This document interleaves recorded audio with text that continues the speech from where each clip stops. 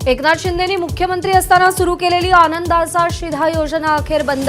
ABP माझाच्या बातमीवर शिक्कामोर्तब। सणासुदीला 100 रुपयात 5 वस्तू घरपोच देणारी योजना निधी अभावी बंद।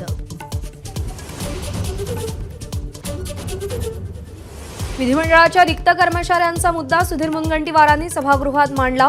पुरेशा कर्मचाऱ्यांअभावी चकाचक विधान भवन काय कामाचं, मुनगंटीवारांकडून सरकारला घरचा आहे।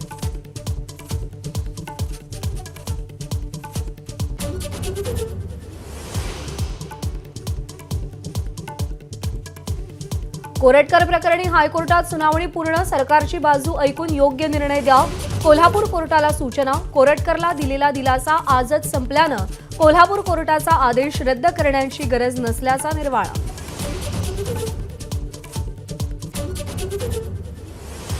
कराडनं आवादाकडे एकदा नाही तर 6 वेळा खंडणी मागितली। चार्जशीटमध्ये आवादाचे अधिकारी सुनील शिंदेंच्या जबाबात उल्लेख। सुदर्शन घुलेनं जीवे मारण्याची धमकी दिल्याचाही शिंदेंचा दावा।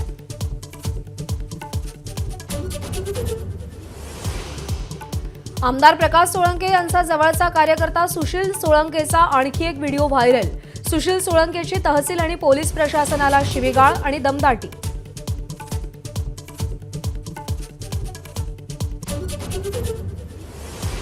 सतीश उर्फ खोक्याचा बीड जिल्हा व सत्र न्यायालयात अटकपूर्व जामिनासाठी अर्ज।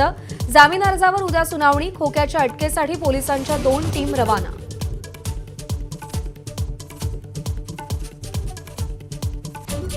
महायुतीत होणारे सगळे पक्षप्रवेश अटकेला आणि बदनामीला घाबरून होत असल्याचा खासदार संजय राऊत यांचा दावा। बातमी लावली की हक्कभंग आणला जातो, ही आणीबाणीच असल्याचाही राऊतांचा घणाघात।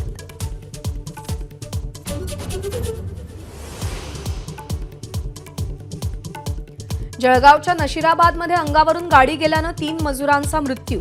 रस्त्याच्या कामासाठी महाराष्ट्रात आलेल्या यूपीच्या मजुरांवर झोपेत असतानाच काळाचा घाला।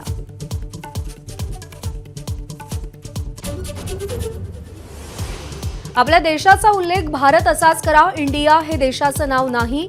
संघाचे सरकार्यवाह दत्तात्रय होसबळे यांचं आवाहन। भारत फक्त जमिनीचा तुकडा नसून जीवन दर्शन असल्याचाही दावा।